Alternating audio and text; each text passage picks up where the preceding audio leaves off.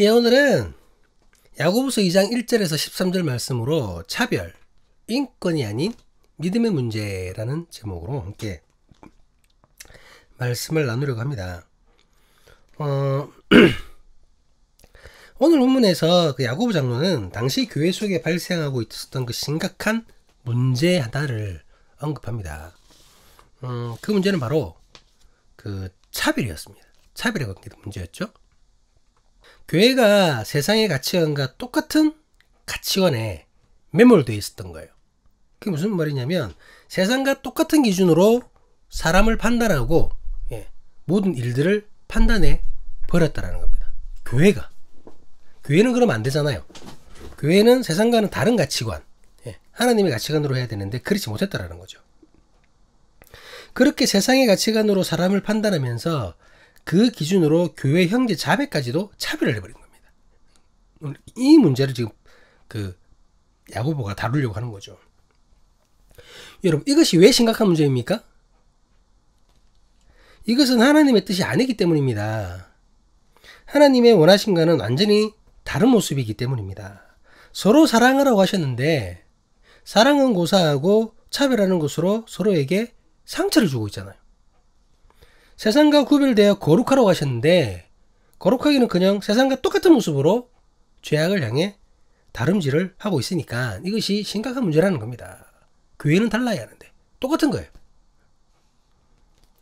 오늘 말씀을 통해 야고보 장로는 교회가 세상과 똑같은 세속적인 그 가치관에 빠지게 될 때에 어떤 문제들이 일어나게 되는지를 낱낱이 고발하고 있습니다.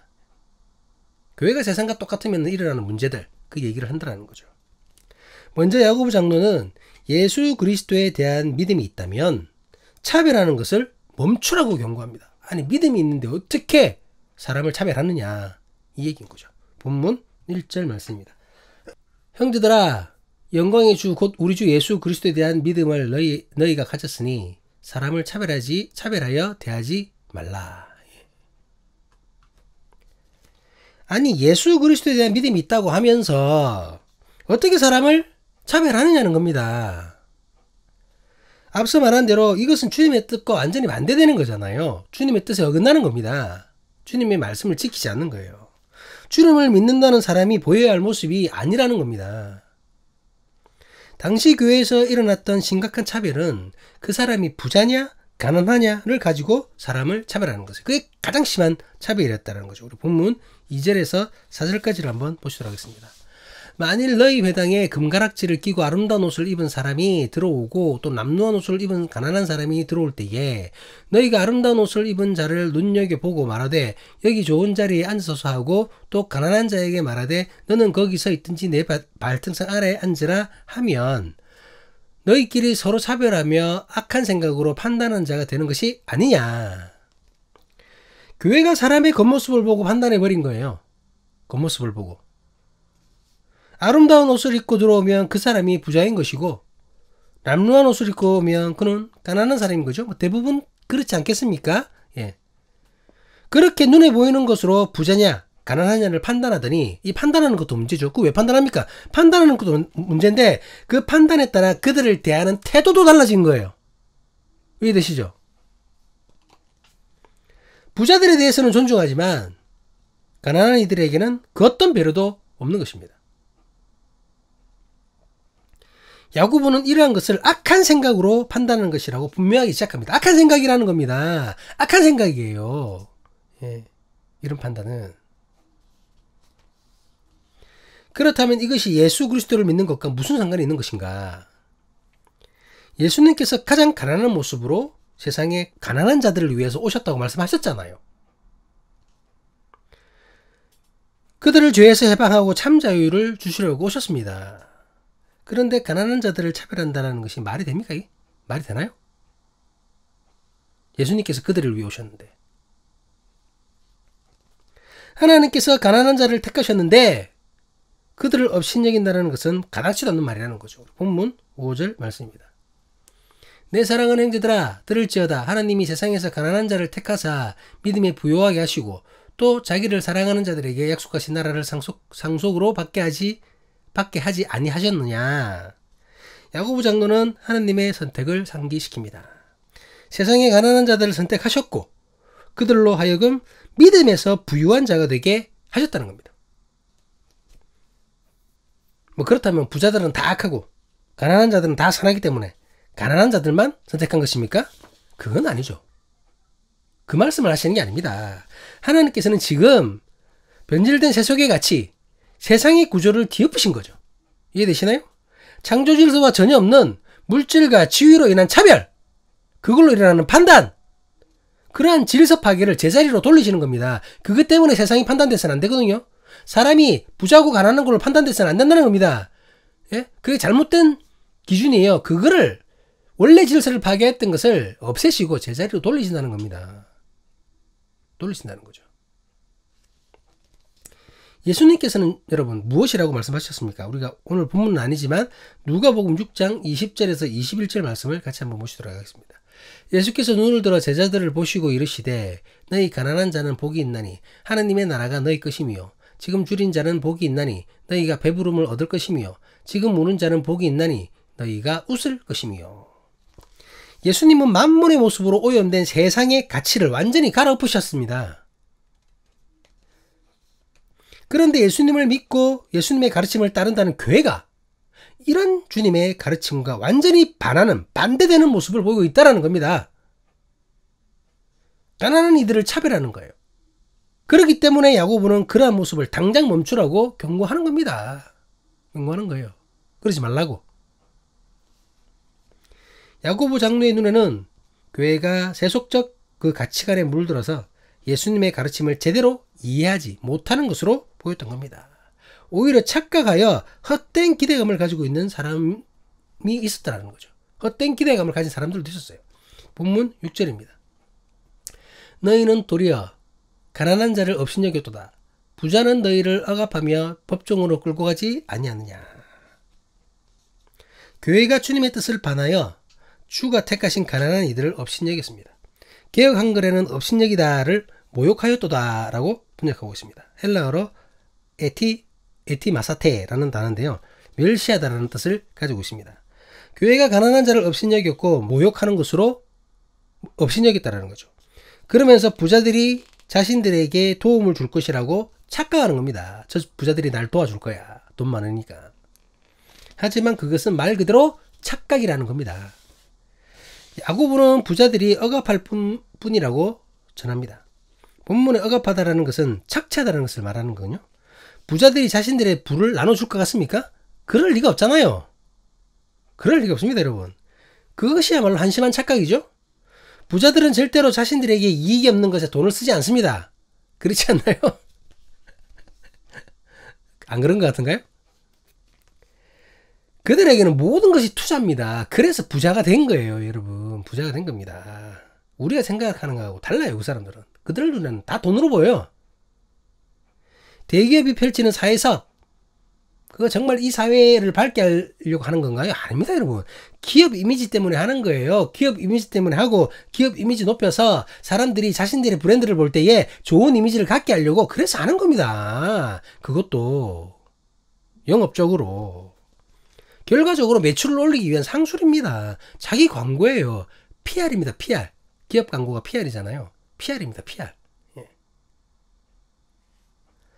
오히려 부자들은 사람들을 억압하면서 법정으로 끌고 간다고 말하고 있습니다. 법정으로 끌고 간다는 것이 무엇입니까, 여러분? 송사를 벌인다라는 거잖아요. 재판을 벌인다는 겁니다. 돈 때문에 믿음의 형제를 상대로 다툼과 분쟁이 일어나고 법정에서 잘잘못을 따져야 하는 그러한 상황이 벌어지게 될 거라는 겁니다. 헛된 기대를 가지고 있으면. 한 채의 이익도 다른 사람에게 나눠줄 수 없고 자기들만 최대한 많은 이익을 갖겠다라는 거죠. 대부분의 부자들이 이렇습니다. 그렇게 같은 믿음의 형제를 조롱하는 것으로 결국 그리스도의 이름을 비방하는 것이 되는 겁니다. 가난한 자들을 무시하는 것으로. 본문 7절입니다. 그들은 너희에게 대하여 일컫는 바 그 아름다운 이름을 비방하지 아니하느냐. 교회의 성도들을 향해서 가난하다는 이유만으로 그 사람을 차별하면서 모욕한다라는 것은 그들을 부르시고 이끄시어 믿음으로 구원에 이르게 하신 예수 그리스도를 비방하는 것과도 같다라는 거죠. 야고보 장로는 성경의 말씀을 다시 한 번 더 상기시킵니다. 본문 8절 9절 말씀입니다. 너희가 만일 성경에 기록된 대로 내 이웃 사랑하기를 내 몸과 같이 하라 하신 최고의 법을 지키면 잘하는 것이거니와 만일 너희가 사람을 차별하여 대하면 죄를 짓는 것이니 율법이 너희를 범법자로 정죄하리라. 본문에 말하는 성경은 이제 구약을 얘기하는 거잖아요. 구약을 얘기하는데 특별히 레위기 19장 18절 말씀을 얘기하는 겁니다. 레위기 19장 18절에는 이렇게 기록되어 있습니다. 원수를 갚지 말며 동포를 원망하지 말며 내 이웃 사랑하기를 내 자신과 같이 사랑하라. 나는 여호와니라. 무엇보다도 예수님께서 제자들에게 가르치셨던 말씀의 핵심이 바로 이것이잖아요. 우리 마가복음 12장 28절에서 31절까지 말씀인데요. 제가 이제 PPT를 준비 못했네요. 제가 읽어드리겠습니다. 마가복음 12장 28절에서 31절까지 말씀입니다. 서기관 중 한 사람이 그들이 변론하는 것을 듣고 예수께서 잘 대답하신 줄 알고 나와 묻되 모든 계명 중에 첫째가 무엇이니까? 예수께서 대답하시되 첫째는 이것이니 이스라엘아 들으라. 주 곧 우리 하나님은 유일하신 주시라. 내 마음을 다하고 목숨을 다하고 뜻을 다하고 힘을 다하여 주 너의 하나님을 사랑하라 하신 것이요. 둘째는 이것이니 내 이웃을 내 자신과 같이 사랑하라 하신 것이라. 이보다 더 큰 계명이 없느니라. 율법을 따르는 자라면 예수님을 믿는다라는 자라면 그 말씀을 따른다고 고백하는 자라면 결코 자기 기준으로 사람을 차별해서는 안 되는 것입니다. 야고보 장로는 그렇게 차별하는 것이 범죄임을 분명하게 밝히고 있습니다. 그렇기 때문에 율법 안에서 말씀 안에서 당연히 정죄함을 받게 될 것이라고 경고하는 것이죠. 야고보 장로는 다시 말씀을 지키는 것으로 차별하지 말아야 한다는 것의 그 중요성을 이렇게 설명을 합니다. 본문 10절 11절입니다. 누구든지 온 율법을 지키다가 그 하나를 범하면 모두 범한 자가 되나니 간음하지 말라 하시니가 또한 살인하지 말라 하셨은즉 내가 비록 간음하지 아니하였어도 살인하면 율법을 범한 자가 되느니라. 율법을 다 지켜 행하더라도 여러분 누군가를 외모로 차별하게 되면 그것으로 율법을 지키지 않은 것과 똑같다라는 말이 됩니다. 비록 직접적으로 간음하지 않았고 살인하지 않았어도 차별하는 것만으로도 모든 계명을 어긴 것과 같다라는 거죠. 혹시 지난주 말씀 기억나시나요? 지난주 말씀에 참된 경건 얘기할 때에 과부와 고아를 섬기고 이런 것만 나왔잖아요. 그때 우리 말했지 않습니까? 그 항목 자체가 중요한 게 아니라고. 고아와 과부만 보살피고 도둑질하고 살인하고 하면 되냐? 이런 얘기 했지 않습니까? 그렇지 않다라는 거죠. 그렇지 않잖아요. 고아와 과부를 섬기는 사람들은 도둑질로 하지 말아야 되고 간음도 하지 말아야 되겠죠. 그 말씀을 하시는 겁니다, 여러분. 간음하지 말라고 하시니까 살인하지 말라고 하셨습니다. 그분이 차별하지 말라고 하셨고 내 이웃을 내 몸과 같이 사랑을 하셨다는 거예요. 그러니 차별을 하게 되면 계명을 어기는 겁니다. 계명을 어기는 겁니다. 나는 살인하지 않았으니까. 나는 도둑질하지 않았으니까. 그게 아니라는 거예요. 야고보 장로는 예수님으로부터 서로 사랑하는 말씀을 받았다면 그 말씀을 입으로 말하며 시인하라고 권고합니다. 그리고 시인할 뿐만 아니라 그 시인한 말을 행동으로 실천하라고 전합니다. 본문 12절 13절 말씀입니다. 너희는 자유의 율법대로 심판받는 자처럼 말도 하고 행하기도 하라.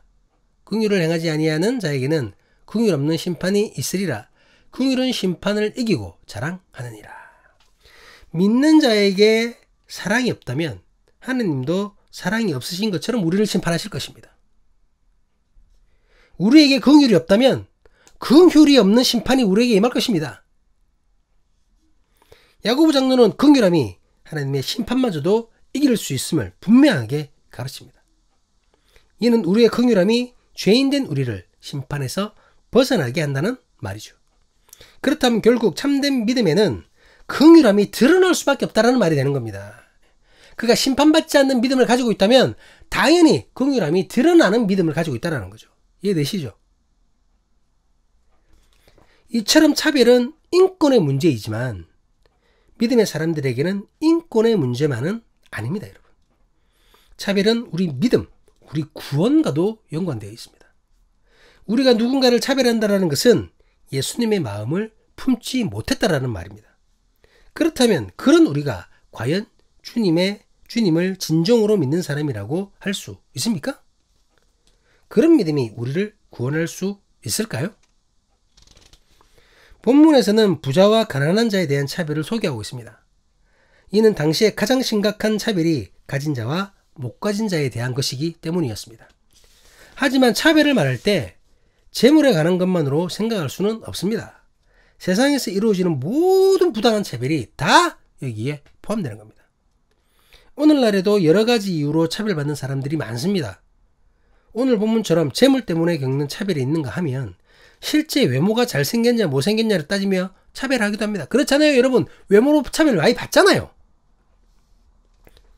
학벌로 인한 차별도 하기도 합니다. 그렇죠? 그래서 막 학벌 속이잖아요. 차별 안 받으려고. 성별, 나이, 지역, 인종, 출신 등등 온갖 이유로 수많은 차별이 이루어지고 있습니다. 그런데 너무나 안타까운 것은 이런 차별이 야고보 장로의 걱정처럼 오늘날의 교회에서도, 교회 안에서도 그대로 이루어지고 있다는 겁니다. 교회 안에서도. 목회자들 사이에서도 여러분 차별 엄청납니다. 성도들도 목회자를 차별하잖아요. 큰 교회 목사님 대할 때와 저기 시골이나 아니면 소도시에 성도 한 두세 명 데리고 있는 가정교회에 있는 그런 목사님 대할 때는 다르잖아요. 목사님이 외제차 딱 몰고 오면은 뭐 이렇게 대하는데 목사님이 뭐 그냥 승합차 저 옛날 중고 사가지고 몰고 오면은 또 다르게 대하잖아요. 그렇지 않습니까? 교회 안에서 그러고 있습니다. 목회자들끼리도 그러고 있고 성도들끼리도 그러고 있습니다. 세상과 기준과 똑같이 그 똑같은 가치관으로 누군가를 업신여기고 모욕하며 멸시하고 있습니다. 또 그러면서 교묘하게 또 아닌 척합니다. 그게 더 나쁜 거죠. 엄청난 차별이 이루어지는데 교묘하게 아닌 척합니다. 사랑하는 척 그렇게 한다는 거죠. 참 깝깝합니다. 한때 차별금지법 제정 문제 때문에 정치, 사회, 종교적으로 첨예한 대립이 일어났었죠. 차별금지법을 반대하는 그 교단이나 교회에서는 세미나 등을 열어서 성도들에게 차별금지법을 제정해서는 안 된다라는 주장을 펼쳤습니다. 막 자기들이 펼쳤었죠. 제가 거주하는 지역에서도 기독교연합회에서 그 차별금지법 반대 세미나를 개최했었습니다. 제가 그때 이제 그 임원이었기 때문에 뭐 참여를 했었죠. 그런데 이제 어이없게도 그 차별금지법 반대 세미나의 강사가 여러분 간호사였습니다. 이해가 되시나요? 법에 대한 세미나를 하는데 간호사가 강사로 왔습니다. 다른 지역의 세미나도 제가 이렇게 여러 가지 뭐 이렇게 살펴봤는데요. 의사나 간호사 등이 주 강사인 경우가 굉장히 많아요. 전문은 아닌데 굉장히 많은 부분이 의사 혹은 간호사예요. 아니면 목회자. 목회자가 메인 강사가 일 때가 있습니다. 법을 얘기하는데. 아니 상식적으로 여러분 어떤 법에 대해서 반대하고 토론할 것이면 당연히 법과 관련된 일하는 사람이 나와야 될 거 아니에요. 뭐 관련된 이해 당사자 그런 사람들이 나와야 될 거 아닙니까? 아니 차별금지법을 논하는데 판사나 변호사 같은 법의 전문가가 아니라 왜 간호사, 의사, 목사가 주강사로 나옵니까 여러분? 주강사로 이해되시나요? 거기다가 그들은 정작 법에 관해서는 별다른 언급을 하지도 않아요. 그 법이 왜 잘못됐는지, 이 법이 법적으로 정말 헌법이 어떻게 위배되고 이런 걸, 그런 거 얘기하지 않습니다. 그런 거 얘기하지 않고 그들이 강사로 와서 한다는 얘기는 죄다 동성애에 관련된 얘기예요. 그 얘기만 합니다. 동성애를 죄라고 말하면서 동성애를 반대하는 주장을 펼칩니다. 차별금지법 얘기하러 와가지고. 동성애가 에이즈의 그 감염의 경로라든지 아니면 동성애를 통해서 나타나는 육체적 정신적 부작용이라든지 성경에서도 죄라고 말하고 있으며 사회적으로도 안 좋은 영향을 끼친다. 뭐 그런 얘기를 막 하는 거예요. 그러니까 막 그러면서 막 이상한 비디오도 보여주고 막 그렇게 합니다, 여러분. 여러분 그럴 거면 의료 세미나를 해야죠. 그렇지 않나요? 차별금지법을 논하는 게 아니라 의료 세미나, 건강 세미나를 해야지. 그렇지 않습니까?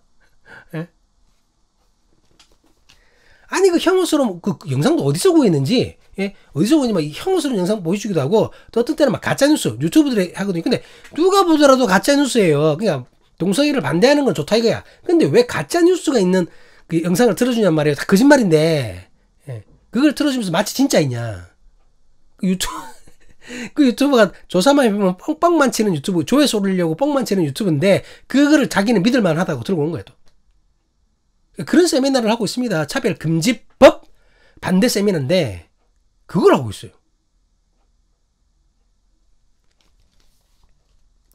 그렇게 혐오를 조장하고 모욕을 주면서 인권을 무시하는 것은 서슴지 않습니다, 여러분. 입으로는 동성애자들을 사랑하고 긍휼을 여긴다고 당신들을 위해 사는 겁니다 라고 주장하지요. 그렇게 주장하면서 그들의 행태는 전혀 그렇지가 않아요, 여러분. 너무나 인권을 무시합니다. 무시하고 있어요. 너무 티나는 거짓말이라는 겁니다. 아이고 내가 당신을 너무 사랑합니다. 푹. 당신을 너무 사랑해요. 푹. 이러고 있다니까요, 여러분.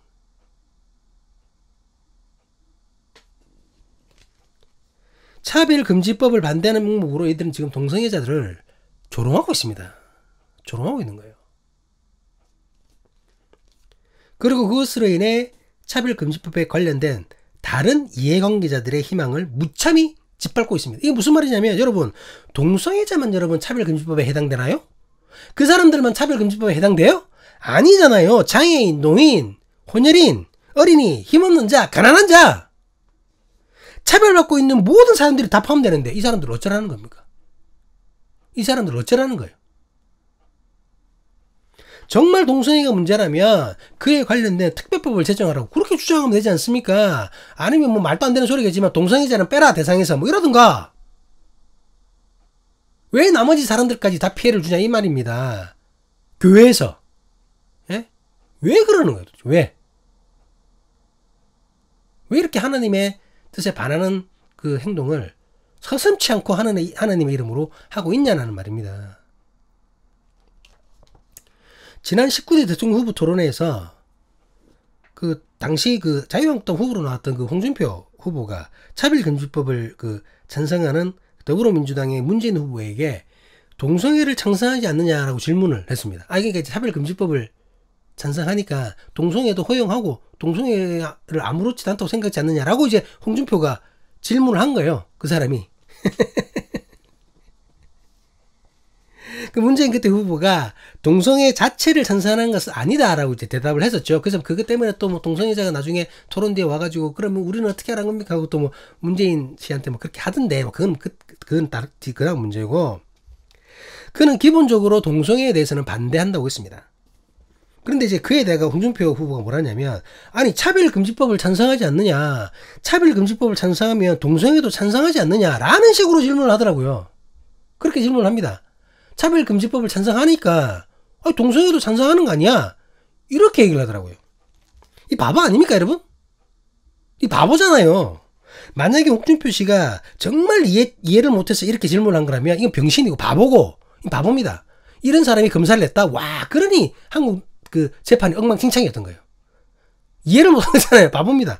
만약에 의도적으로 이렇게 한 거라면, 예, 자기도 아는데 그게 다른 것인 줄 아는데 동성애를 찬성하는 것과 차별금지법을 찬성하는 것이 다르다는 것을 알고 있지만 상대방을 곤란하게 만들려고 그렇게 얘기했다면 이건 사기꾼이죠. 예, 사기꾼입니다. 만약에 알면서도 그랬다면. 검사 출신이라는 인간이 사기꾼과 똑같은 짓을 벌인 거예요. 이런 사람이 한국에 검사했고, 예, 당대표고 뭐 그렇습니다. 대통령 후보입니다. 참 이 나라 진짜 죄송합니다. 흥분했네요. 여러분, 동성애를 허용하자는 것과 차별금지법을 만들어 차별받는 사람들 중에 속하는 그 동성애자를 차별하지 말자는 것과는 같은 말인가요? 다른 말이잖아요. 다른 말입니다. 이게 어떻게 같은 말이에요? 도둑질 했다가 붙잡혀서 여러분 감옥에 갔다가 재컷을 치르고 진정으로 뉘우치고 나와서 사회를 나온 사람이 있습니다. 우리가 그 사람에게 취업에 대해서 차별을 두지 말자라고 주장을 했다고 합시다. 그러면 도둑질해도 됩니다 라고 얘기하는 건가요? 아니잖아요. 아니잖아요. 그렇지 않습니다 여러분. 아니 이거를 모르고 그렇게 얘기를 했다? 근데 그 사람 같은 그 주장을 그 한국의 보수교회라는 데가 다 그렇게 주장하고 있거든요. 그 말도 안 되는 소리 하는 겁니다 진짜.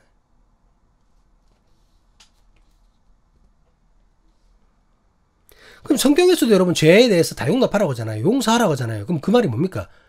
나머지 죄들을 다 저질러도 된다는 얘기인가요? 내 이웃을 내 몸같이 사랑하고 그가 어떠한 잘못을 저질러도 용서해라 믿음으로. 그러면 그것은 그가 죄를 저질러도 된다라는 것을 허용하는 건가요? 말도 안 되는 소리잖아요. 아니 어떻게 그런 논리로 차별금지법을 반대하는 것인지 이해가 안 돼요. 이거 바보들이 하는 소리거든요. PPT 하나 보도록 하겠습니다. 이 PPT 많이 보셨을 텐데요. 그레이스, 은혜죠.